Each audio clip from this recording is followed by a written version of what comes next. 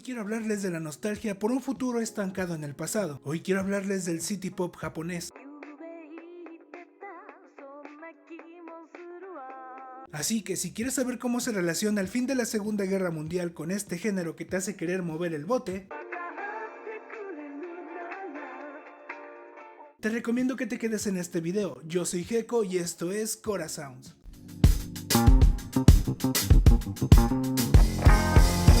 El city pop empezó a popularizarse a mediados de 2017, gracias a varios memes, como por ejemplo le sucedió a Dolphin in Town de Kingo Hamada, en videos en los que pasaba algo ridículo o gracioso, y la imagen daba vueltas hasta desaparecer en la pantalla.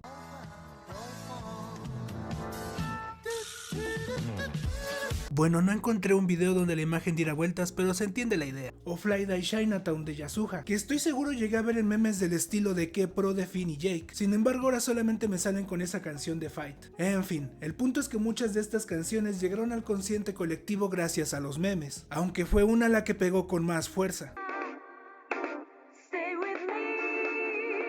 Stay With Me, Mayonaka no Door de Miki Matsubara. Lo curioso de todo esto es que es un género que surgió por allá de los 70s y 80s, pero por cosas del anime quedó sepultada en lo más profundo de la cultura popular, al menos para el resto del mundo. Y es que en la Tierra del Sol naciente este no fue un género más. En realidad podemos decir que es el reflejo del consciente colectivo de la sociedad japonesa de aquel entonces, más o menos en la segunda mitad del siglo XX, haciéndose visible en los 80 y adquiriendo toda esa estética urbana y soñadora. ¿Y qué tiene que ver esto con el fin de la Segunda Guerra Mundial? Verán, Japón firmó su rendición oficial el 2 de septiembre de 1945 ante las fuerzas aliadas, siendo esto un golpe muy duro para la sociedad japonesa. Primero que nada, la rendición lleva al deshonor, principalmente para el ejército, sobre todo porque venían de un código de honor heredado de una tradición milenaria conocida como el Bushido. No quiero andar mucho en esto, pero tengan en cuenta que el deshonor es peor que la muerte. Vamos, que incluso es preferible la autodesvivisión, llegando esto a ser un acto ceremonial. Y si bien esto era más propio del ejército, lo cierto es que la gente común también lo llegó a resentir. Las personas no tenían para comer,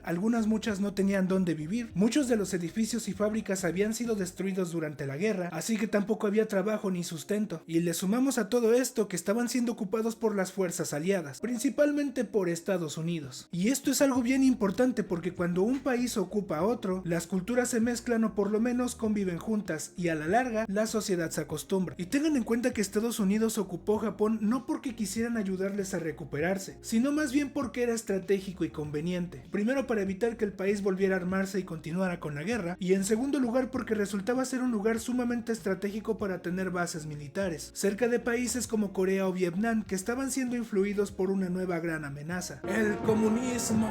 ¿Qué tan horrible tuvo que haber sido la ultraderecha alemana e italiana para hacer que Estados Unidos se aliara con países comunistas durante la Segunda Guerra? Aunque unos cuantos años después a los estadounidenses les gustó mucho eso de apoyar a nacionales socialistas alemanes que escaparon.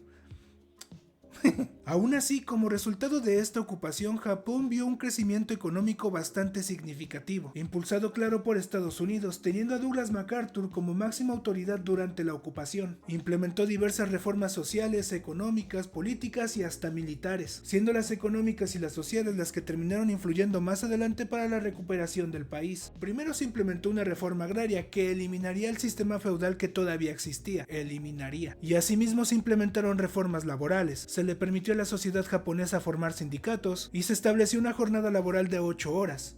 8 horas, Claudia.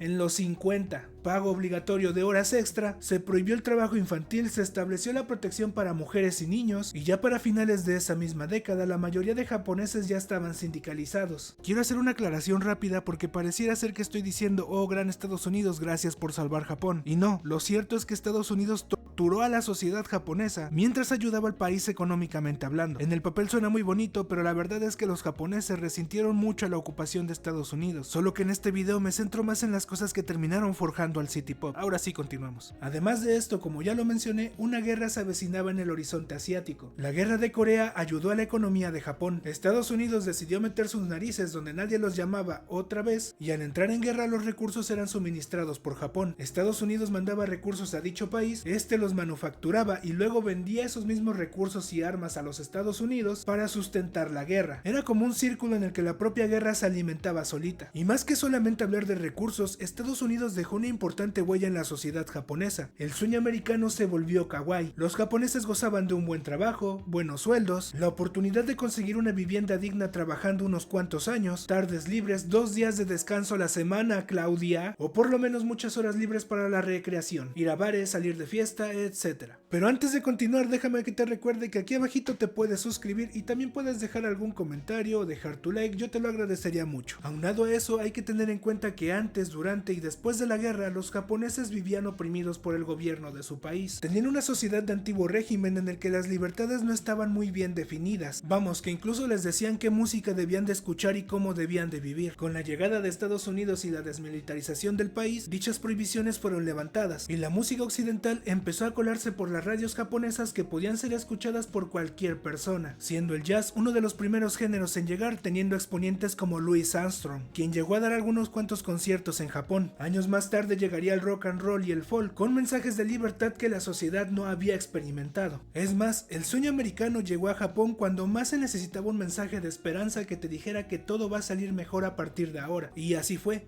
Por unos cuantos años, en lo que se conoce como el milagro japonés, aunque todos les reventarían la cara unos cuantos años más tarde, pero eso ya es otro tema. Patricio, Dime, amigo. no creo que esa burbuja pueda crecer más. ¡Tonterías!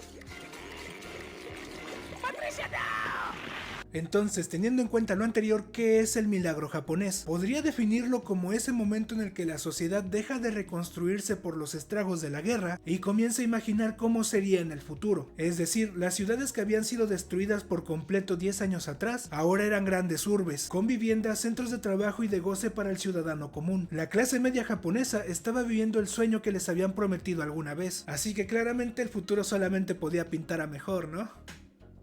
¿No?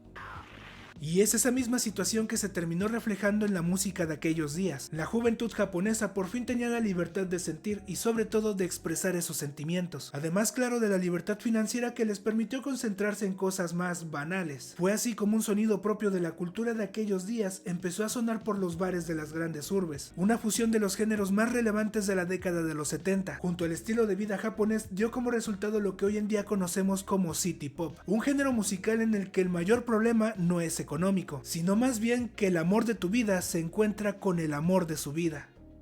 Ay, eso me dolió.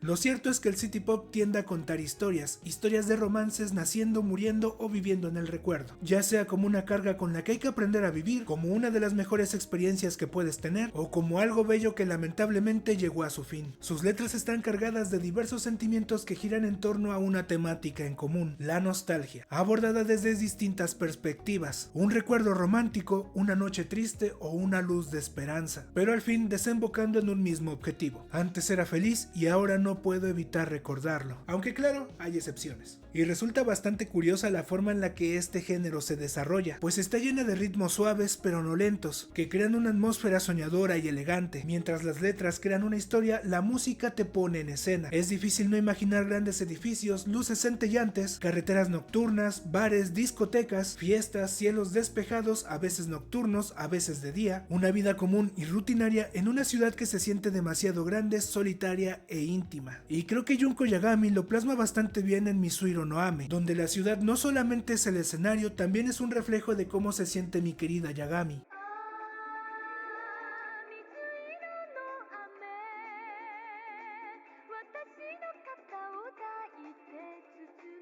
La letra nos presenta a una chica que se siente muy arrepentida, pues ahora vive con las consecuencias de sus actos. El amor de su vida se ha marchado. Siendo este un hombre comprensivo, le advirtió que algo estaba fallando en su relación. Trató de arreglarlo, pero ella decidió ignorarlo. Ahora está completamente sola en una gran ciudad que no se detiene, extrañando lo que alguna vez tuvo. El nombre de la canción en español es Lluvia de color azul, lo que cobra bastante sentido ya que ha comenzado a llover. Sin embargo, esta no es una simple descripción del clima. El color azul, poéticamente Poéticamente hablando, está muy relacionado con la sensación de haber perdido a alguien a quien amabas intensamente, así que el hecho de que todo se pinte en ese tono gracias a la lluvia no es una simple coincidencia, es el reflejo de cómo se siente el alma nostálgica de nuestra protagonista. Ahora, musicalmente hablando, me parece curiosa la forma en la que se pintan los escenarios. El ritmo es rápido, casi acelerado, como el tráfico bajo la lluvia o como las personas que están tratando de resguardarse, lo que a mí me recuerda al ritmo de vida cotidiano dentro de una gran urbe. Tal vez de primeras no sea posible entender la letra, sin embargo la sensación que transmite hace que sea casi imposible no pensar en una gran ciudad y en una protagonista que está lamentando algo, teniendo algunos cuantos momentos de calma y algunos otros en los que se siente el sufrimiento, refiriéndome claro al estribillo. Pareciera que primero está reflexionando y al darse cuenta de su situación comienza la desesperación. No intenta resguardarse, deja que la lluvia la cubra de pies a cabeza como la propia nostalgia que está experimentando. Sin embargo, después de la tormenta viene la calma, o al menos eso es lo que uno pensaría, porque una vez que se termina un día ajetreado, los recuerdos y los arrepentimientos emergen en las sombras en la quietud de la noche, siendo este un escenario perfecto para que la nostalgia tome aún más protagonismo, y este podría ser el caso de Ruby no Yobiwa de Akira Terao.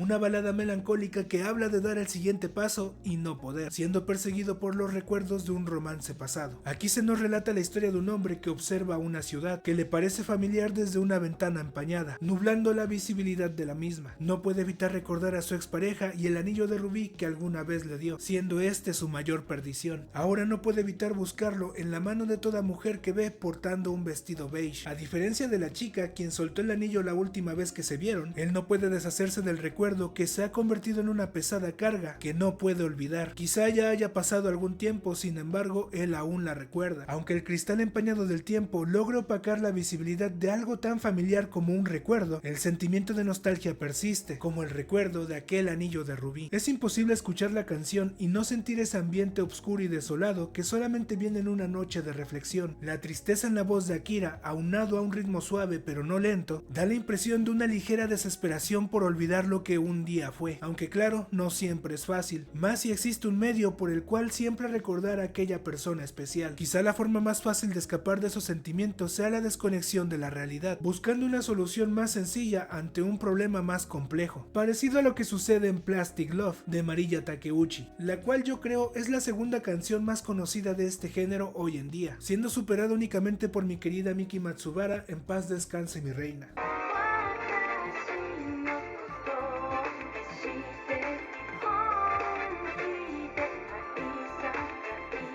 A diferencia de Ruby no Yobiwa, la soledad de la que habla Takeuchi es emocional. Aquí se nos presenta la historia de una mujer que frecuenta bares y discotecas, siendo estos lugares bastante abrumadores por la cantidad de gente que hay. Sin embargo, a pesar de esto, nuestra protagonista se siente sola, ha sido herida de forma emocional y ahora solamente busca ahogar sus penas y desconectar de su realidad teniendo romances fugaces que al final del día, o de la noche, terminan siendo como un amor plástico.